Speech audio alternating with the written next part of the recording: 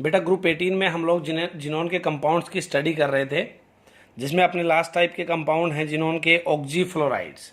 ठीक है, इसके बाद हम लोग अपने वीडियोस ग्रुप 16 पे डालने स्टार्ट करेंगे, जिसके नोट्स मैं आपको पहले से ही प्रोवाइड कर चुका हूँ। तो बेटा जिनोन ऑक्सीफ्लोराइड्स देखते हैं।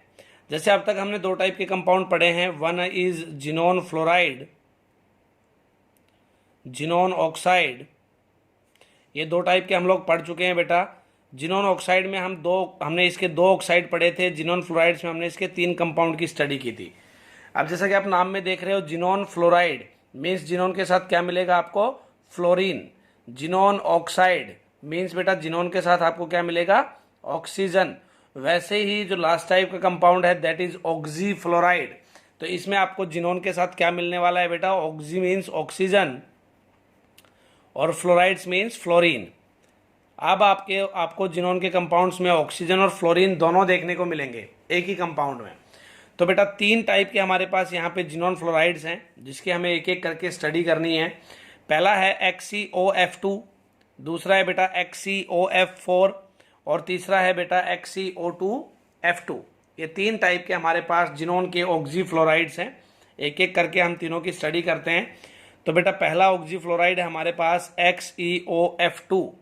अकॉर्डिंग टू फॉर्मूला इसका नाम क्या बन रहा है बेटा? जिनोन। एक्सी का यहाँ पे मैंने लिख दिया जिनोन, O मीन्स ऑक्सी और F2 मीन्स डाइफ्लोराइड। तो नाम क्या बन गया बेटा इसका? Xenon oxy difluoride. ठीक है बेटा, तो सबसे पहले हमें पढ़नी है इसकी प्रिपरेशन। प्रिपरेशन में आपकी जितनी भी रिएक्शंस होंगी सारी रिपीटेड होंगी, जो हमने xenon tetrafluoride, xenon hexafluoride, xenon difluoride और जिनोन ऑक्साइड्स में जो उनकी केमिकल रिएक्शंस की थी या उनकी प्रॉपर्टीज़ में जो मैंने आपको 7-7, 8-8 रिएक्शंस कराई थी, वही आपकी यहाँ पे रिपीट होंगी। तो जिनोन ऑक्सी डाइफ्लोराइड की प्रिपरेशन अगर हम देखें तो जिनोन टेट्राफ्लोराइड का बेटा पार्शियल हाइड्रोलिसिस करा दो। पार्शियल हाइड्रोलिसिस का मतलब यहाँ पे क्या है कि जो आपका वाटर है वो अपना यहाँ पे लिमिटेड क्वांटिटी में रहेगा, एक्सेस में नहीं रहेगा। तो बेटा जिनोन टेट्राफ्लोराइड का मैंने वाटर के साथ रिएक्शन कराया, मीन्स पार्शियल हाइड्रोलिसिस कराया एट 193 केल्विन। तो आपका जो कंपाउंड बनेगा वो क्या होगा? XeOF2 प्लस 2HF, है ना। 2HF यहाँ पे अगेन वही बाई प्रोडक्ट है बेटा, इस पे ज़्यादा फोकस करने की जरूरत है नहीं। इनऑर्गेनिक में 40 ईयर में आपको साथ साथ करा रहा हूँ लाइव सेशन में, तो आप ये चीज़ तो समझ ही गए होंगे प्रीवियस 40 सालों के क्वेश्चन करके कि हमें कौन सी चीज़ों पे फोकस करना है ना बेटा। तो कंप्लीट द रिएक्शंस पे फोकस रहना चाहिए, ऑक्सीडेशन नंबर पे फोकस रहना चाहिए, है ना बेटा। जो कंपाउंड्स हैं उनकी स्ट्रक्चर पे फोकस रहना चाहिए। ठीक है बेटा। और कुछ क्वेश्चंस बेटा प्रॉपर्टीज से भी आते हैं, लेकिन प्रॉपर्टीज से बहुत ही कम क्वेश्चंस आते हैं, बट सिलेक्टेड आते हैं। तो यहाँ पे XeF4 का जब मैंने पार्शियल हाइड्रोलिसिस कराया तो मेरी रिएक्शन में जो मेन प्रोडक्ट बना वो क्या बना? XeOF2।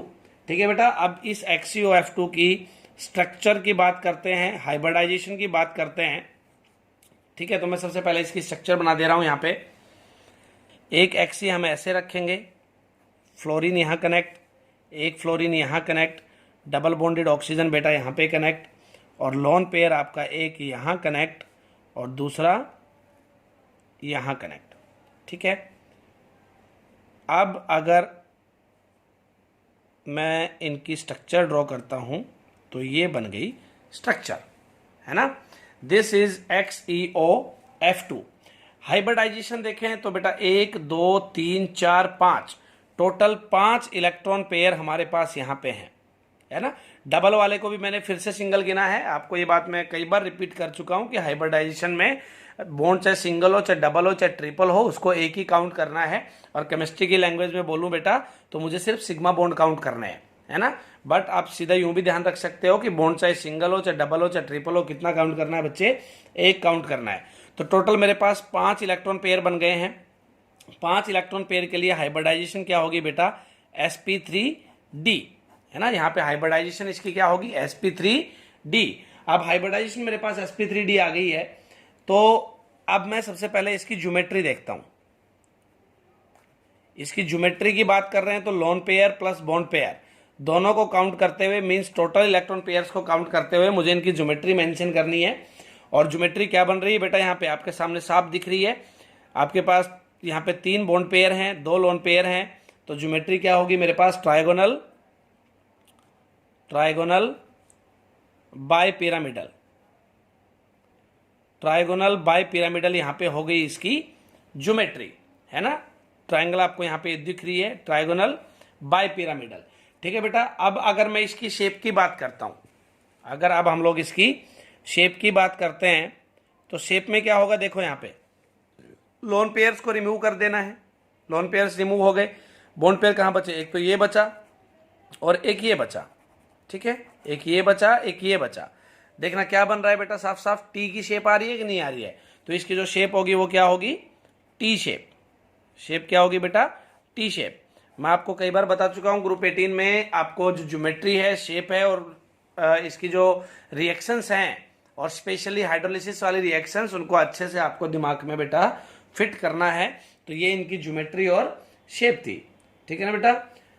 अब मैं अगर यहाँ पे X बॉन्डेड विद ऑक्सीजन की बात करूं तो एक्सी बॉन्ड कितने हैं बेटा आपके पास, XeO में एक XeO डबल बॉन्ड है, यहाँ पे जो आपको दिख रहा था Xe double bonded with oxygen. और इसमें अगर मैं आपकी ओवरलैपिंग की बात करता हूं तो कौन सी ओवरलैपिंग है, पी पाई डी पाई ओवरलैपिंग है ना, पी पाई डी पाई ओवरलैपिंग है। और बेटा मैंने ये बात लास्ट लेक्चर में भी आपको बताई थी, अगर किसी बच्चे को डाउट हो सर पी पाई ओवरलैपिंग क्या होती है, पी पाई डी पाई ओवरलैपिंग क्या होती है, तो 11th के नोट्स में मैंने आपको अच्छे से लिखवाया था सेशन के एंड में कि जो आपकी पी पाई ओवरलैपिंग, पी पाई डी पाई ओवरलैपिंग और ब्रिज बॉन्डिंग थी, उनको एक बार आप अपने रिवाइज कर लें। तो यहाँ पे बेटा जो एक्स ई बॉन्ड के बीच में जो ओवरलैपिंग है वो कौन सी है, पी पाई डी पाई ओवरलैपिंग है। ठीक है बेटा। उसके बाद हम डिस्कस करते हैं हमारा नेक्स्ट जिनोन का ऑक्सीफ्लोराइड, दैट इज XeOF4। ठीक है बेटा, XeOF4 कंपाउंड के फॉर्मूला के हिसाब से, केमिकल फॉर्मूला के हिसाब से इसका नाम क्या बन रहा है, जिनोन ऑक्सी टेट्रा फ्लोराइड। क्या नाम बन रहा है बेटा, xenon oxy tetra fluoride. Tetra किस लिए, क्योंकि 4 फ्लोरीन है ना, इसलिए हमने क्या लिखा है यहाँ पे, जिनोन ऑक्सी टेट्रा फ्लोराइड। अब बेटा जैसे हमने जिनोन ऑक्सी डाइफ्लोराइड को जिनोन टेट्रा फ्लोराइड के पार्शियल हाइड्रोलिसिस से ऑब्टेन किया था, वैसे ही अब हम इसको कैसे ऑब्टेन करेंगे बेटा, जिनोन हेक्साफ्लोराइड का पार्शियल हाइड्रोलिसिस करा दो, जिनोन हेक्साफ्लोराइड का क्या करा दो, पार्शियल हाइड्रोलिसिस करा दो। आपको जो कंपाउंड ऑब्टेन होगा वो क्या होगा, XeOF4 प्लस 2HF। ये आगे हमारे पास इसकी प्रिपरेशन रिएक्शन, क्या आ गई बेटा, इसकी प्रिपरेशन रिएक्शन हमारे पास आ गई, दैट इज XeOF4 हमारा यहाँ पे ऑब्टेन हो गया। ठीक है बेटा। अब हम बात करते हैं, अगर मैं इसकी एक और प्रिपरेशन रिएक्शन लिखूं तो क्या होगा बेटा, जिनोन हेक्साफ्लोराइड को आप लोग सिलिकॉन डाइऑक्साइड के साथ रिएक्ट करा दो, SiO2 के साथ रिएक्ट करा दो, जो प्रोडक्ट बनेगा वो क्या होगा, XeOF4 प्लस SiF4, है ना। ये टोटल 2 प्रिपरेशन रिएक्शन आपको याद रखनी है, जिनोन हेक्साफ्लोराइड का partial hydrolysis and the reaction of xenon hexafluoride with silicon dioxide. ठीक है बेटा। उसके बाद बात करते हैं इसकी स्ट्रक्चर, शेप और हाइब्रिडाइजेशन की। तो सबसे पहले भाई मैं आपको एक बार इसकी स्ट्रक्चर बना के दिखा दे रहा हूं XeOF4 की कैसे बनेगी बेटा। यहां पे Xe रखेंगे, fluorine fluorine fluorine fluorine, 4 fluorine connect हो गए हैं, डबल बॉन्डेड ऑक्सीजन, और यहां पे रहेगा एक लोन पेयर। ये बन गया आपका XeOF4। टोटल अगर इलेक्ट्रॉन पेयर मैं यहाँ पे काउंट करूँ तो 1 2 3 4 5 6 इलेक्ट्रॉन पेयर मेरे पास यहाँ पे टोटल बन रहे हैं। 6 इलेक्ट्रॉन पेयर टोटल बन रहे हैं, तो बेटा उनके अकॉर्डिंग हाइब्रिडाइजेशन क्या होगी, sp3d2। 6 इलेक्ट्रॉन पेयर के लिए तो यही होगी ना, 1 s हो गया, 3 p हो गया, 2 d हो गए। टोटल देख लो कितने बन रहे, 3 2 5 और 1 6, मीन्स 6 इलेक्ट्रॉन पेयर को मेंशन कर रही है आपकी हाइब्रिडाइजेशन। तो बेटा sp3d2 मेरी यहाँ पे क्या हो गई, हाइब्रिडाइजेशन हो गई। और हाइब्रिडाइजेशन के अकॉर्डिंग अब मैं इसकी अगर शेप देखता हूं तो शेप कौन सी बन रही है बेटा, ज्योमेट्री देखूं पहले। अकॉर्डिंग टू हाइब्रिडाइजेशन इसकी ज्योमेट्री क्या बन रही है भाई, 6 इलेक्ट्रॉन पेयर है, मीन्स ऑक्टाहेड्रल। कौन सी ज्योमेट्री बन रही है बेटा? ऑक्टाहेड्रल ज्योमेट्री यहाँ पे बन रही है। ऑक्टाहेड्रल ज्योमेट्री है। शेप अगर देखें, ज्योमेट्री में आपको पता है मैंने lone pair plus bond pair दोनों को काउंट किया है। शेप में मुझे लोन पेयर को काउंट नहीं करना है, इसको भूल जाना है। यहाँ से लोन पेयर को काउंट नहीं करेंगे तो आपकी जो शेप मुझे दिख रही है सिर्फ बॉन्ड पेयर के हिसाब से, वो है स्क्वायर पिरामिड। स्क्वायर पिरामिड आपकी यहाँ पे शेप है। इसकी ज्योमेट्री क्या है बेटा? ऑक्टाहेड्रल है। शेप कौन सी है? स्क्वायर पिरामिड है। ठीक है बेटा। अब वही मैं इसमें अगर जिनोन बॉन्डेड विद ऑक्सीजन देखूं तो आपका एक जिनोन और ऑक्सीजन डबल बॉन्ड से आपस में बॉन्डेड है। ओवरलैपिंग इनमें भी वही रहेगी बेटा, पी पाई डी पाई ओवरलैपिंग है ना, पी पाई डी पाई ओवरलैपिंग है। इसकी अगर मैं प्रॉपर्टीज की बात करें, अब XeOF4 की अगर प्रॉपर्टीज की बात करते हैं बेटा, तो प्रॉपर्टीज में क्या है यहाँ पे? It is a colourless volatile liquid. कैसा होता है ये? Colourless volatile liquid. कैसा है बेटा ये? कलरलेस वोलेटाइल लिक्विड, जो कि मेल्ट हो जाता है 227 केल्विन पे। कितने पे मेल्ट हो रहा है ये? 227 केल्विन पे। इट रिएक्ट्स विद वाटर, ये वाटर के साथ रिएक्ट करता है। Reacts with water, reacts with water to give XeO2F2 and XeO3। ये वाटर के साथ रिएक्ट करके हमें प्रोडक्ट क्या देता है बेटा? XeO2F2 and XeO3। देखो कैसे। अब अगर मैं XeOF4 की हम लोग बात कर रहे हैं, वाटर के साथ इसकी रिएक्शन देखूं तो प्रोडक्ट क्या बनेगा? XeO2,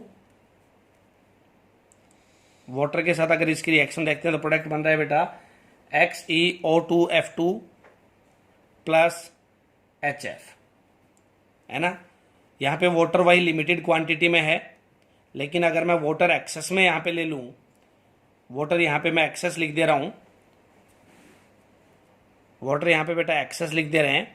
ये पहले वाली जो रिएक्शन है XeOF4 plus H2O changes into XeO2F2 plus HF, यहाँ पे जो ये वाटर है लिमिटेड क्वांटिटी में है, तभी यहाँ पे फ्लोरीन आपके रह गए। अगर वाटर एक्सेस में होता तो सारे के सारे जितने भी फ्लोरीन थे उनको कौन डिस्प्लेस कर देता? ऑक्सीजन आ जाता उनकी जगह, जैसे हम इस रिएक्शन में देखेंगे। XeOF4 को अगर वाटर एक्सेस के साथ में रिएक्ट करा दूंगा तो प्रोडक्ट क्या बनेगा? यहाँ पे XeO3 प्लस HF। क्या बनेगा बेटा? XeO3 plus HF। ये आपको दो रिएक्शंस यहाँ पे ध्यान रखनी है। ठीक है। अगर एक रिएक्शन और देखते हैं इसकी, अगर मैं XeOF4 को किसके साथ रिएक्ट करा दूं? सिंपल हाइड्रोजन के साथ रिएक्ट करा दूं तो यहाँ पे जो प्रोडक्ट बनेगा वो होगा Xe plus H2O plus HF। Means hydrogen इसको क्या कर दे रहा है बेटा? रिड्यूस कर दे रहा है। क्या कर दे रहा है? रिड्यूस कर दे रहा है। किसमें? सिंपल जिनोन में। ठीक है बेटा। तो XeOF4 में टोटल हमने क्या पढ़ा? दो प्रिपरेशन रिएक्शन। स्ट्रक्चर में बेटा geometry, shape, hybridisation, oxygen xenon के बॉन्ड्स के बीच में ओवरलैपिंग। प्रॉपर्टीज में पढ़ा colourless volatile liquid, reacts with water, water के साथ रिएक्ट करके कौन कौन से प्रोडक्ट दे रहा है, एंड रिएक्शन विद हाइड्रोजन। ठीक है बेटा, रिएक्शन विद हाइड्रोजन। बेटा तीसरे जिनोन के ऑक्सीफ्लोराइड की ओर बढ़ते हैं। फिलहाल कौन सा बच गया हमारे पास? XeO2F2। क्या बच गया बेटा? XeO2F2। फॉर्मूला के हिसाब से नाम क्या बन रहा है बेटा? जिनोन, दो ऑक्सीजन है मीन्स डाईऑक्सी, दो फ्लोरीन है means difluoride. Xenon, dioxy, difluoride. ठीक है बेटा। अब जिनोन डाईऑक्सी डाईफ्लोराइड की मुझे सबसे पहले क्या करनी है? प्रिपरेशन रिएक्शन चेक करनी है।